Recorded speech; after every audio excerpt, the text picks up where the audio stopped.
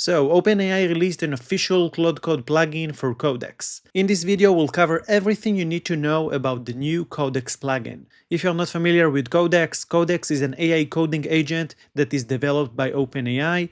It uses the top-tier models by OpenAI, for example, GPT 5.4. But what is a Claude Code plugin? Claude Code plugins allows you to extend Claude Code capabilities with skills, agents, hooks, MCPs, and more. In our example, it allows you to connect Codex to the Claude Code ecosystem. Recently, we created a dedicated video on Claude Code plugins, so I'll add a link in the description. There are 4 reasons why you should try the new Codex plugin. First, it allows you to add external code review to your Claude Code implementation. Second, it allows you to save tokens because some tasks are delivered by Codex, so you can save your Claude tokens, and we know this is a sensitive issue and a lot of users are reporting that the rate limits are getting tighter and tighter. The third reason is that the GPT models that are developed by OpenAI are very good and they compete with the Opus model on important benchmarks. And the last reason is that you may already have a Codex subscription. If you have a subscription for ChatGPT, you can use the premium Codex without any additional costs. By the way, I forgot to introduce myself. I help developers turn AI into real workflows, so sub and like, it really helps me provide more value for you. When we take a look at the Codex plugin, we can categorize the commands into 2 categories. The first category is main commands. These commands add functionality to Claude Code, and the second category is supporting commands that helps us to achieve the main commands. Everything is going to be clear, so don't worry. Let's start with the main commands. The first command is Codex Review. It allows you to run normal Codex Review on your current work. This command is read-only, so it will not perform any changes on your branch.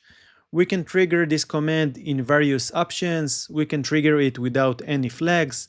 We can use the base flag, which allows us to pick the branch we want to compare, for example, base main. We can also add the background flag that will execute it in a background sub-agent. The second command is adversarial review. It allows you to run a steerable review that questions the chosen implementation and design. And again, this command is read-only and does not do any fixes or changes. With adversarial review, you can challenge what Claude Code did, the plan it chose, and the implementation it wrote. This command can be executed without any flags. We can use the base flag, the background flag, and with this command we can also add a prompt, for example, look for race conditions and question the chosen approach. Next we have the Codex Rescue. You can use this command when you want to investigate a bug, try a fix, continue to previous Codex task, and take a faster or cheaper pass with a smaller model. For example, we can use this model with a prompt, investigate why my test started failing. We can also add the resume flag that allows you to go back to the previous Codex session. We can change models with the models flag, for example, model GPT 5.4 mini, and we can also change the effort of this model with the effort flag. The background flag is available in this command as well. But when we execute the review, adversarial review, or the rescue command, we want to control it. Here comes our second category, the supporting commands. First, we have the status command that allows us to see what's going on with our Codex jobs. We can execute it in general without a specific ID of the job, for example, with this command. And we can also ask for a status on a specific job, like the second one. We also have the cancel that allows us to cancel all the jobs and to cancel a specific task. And we also have the result command that allows us to see the results. Again, we have these 2 scopes. Let's see it in action. By the way, if you like the video, we created a full Claude Code course. We get great reviews from our students, so you should check it out. So in order to install the Codex plugin, we'll need to execute the following. First, we're going to add this marketplace. We're going to install the Codex plugin. We're going to reload the plugins so it will be accessible for Claude Code. And after that, we're going to execute the codex setup. In this step, you're going to log in into OpenAI. If you need, you can pause this video and continue after you installed it successfully. I already installed it, so let's see the plugin. I run the plugins command. Here I'm going to install. I have the codex plugin.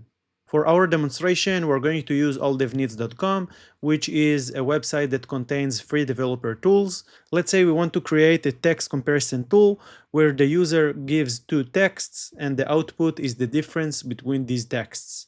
So I asked Claude Code to create a plan for this feature, and it created the text comparison plan, and I saved it in this repository. Now we can use the Codex plugin to challenge this plan. This is my prompt. I'm going to execute Codex Adversarial Review because I want it to challenge the current changes. We're going to use the background flag, and this is the prompt I added. Challenge the text comparison plan, and I tagged the file. Let's execute.